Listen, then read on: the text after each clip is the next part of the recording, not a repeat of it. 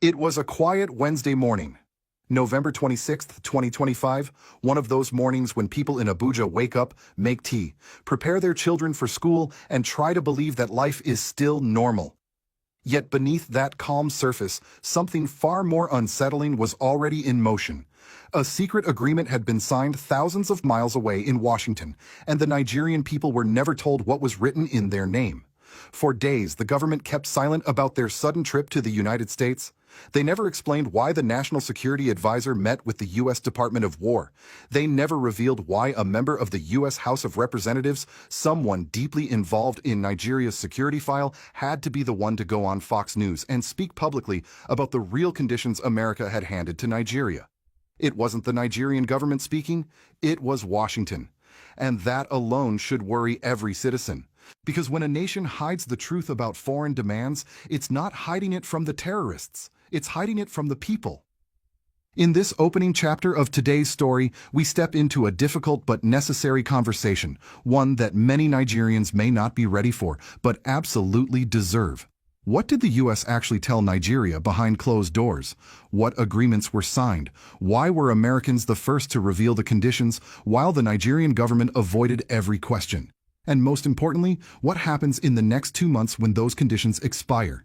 If you care about security, sovereignty, and the future of West Africa, stay with me, because understanding this now may shape how you interpret every headline that will come in January and February. And before we go deeper, let me ask you, do you believe nations should be honest with their people about deals that affect millions of lives? If your answer is yes, then please stay until the end of this video. And if you value truth over silence, consider sharing this message so more people can see it. Long before the Nigerian public even knew something unusual had happened, the country's top security officials were already seated in a closed-room meeting inside a Washington building, one belonging not to the State Department, but to the U.S. Department of War. That detail alone spoke volumes. Nations do not visit the Department of War unless the conversations are difficult, serious, and heavy with consequences. And this particular meeting would reshape everything Nigeria believed about its own security. The Nigerian delegation, led by the National Security Advisor and joined by a small group of officials, arrived with the intention of seeking assistance against the worsening wave of terrorism at home. But what they received instead was an ultimatum, not a discussion, not a negotiation. An ultimatum.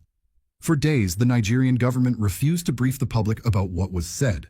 They returned home silently, without a press conference, without a national address, and without a single acknowledgement that a monumental demand had been placed upon them.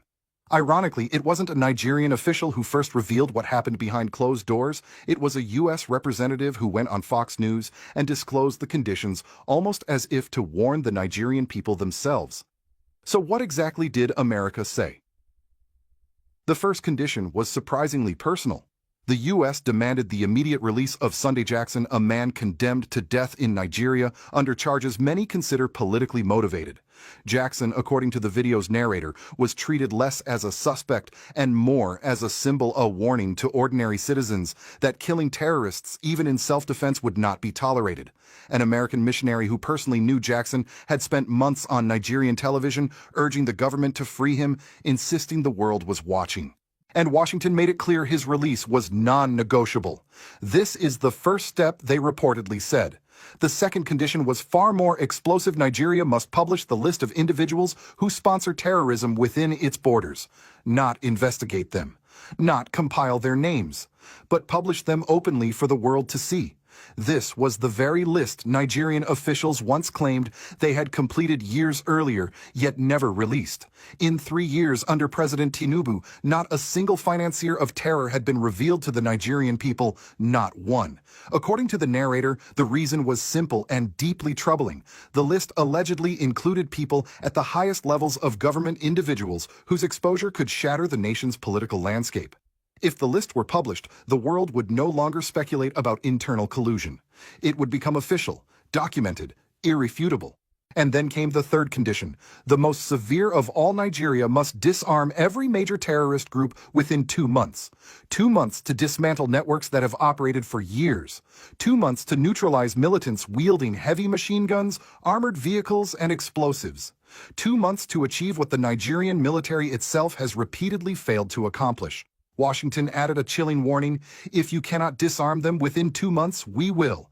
It was not a threat hidden in diplomatic language. It was a direct statement of intent and acknowledgement that the United States had already mapped the problem, identified the actors, and developed its own disarmament plan for Nigerian soil.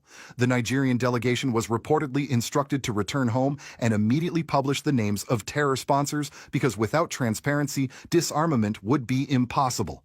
But after returning to Abuja, the government said nothing, not a word. No names were released. No explanation was offered, and certainly no public debate was allowed. Meanwhile, the narrator insists Nigeria signed multiple pages of documents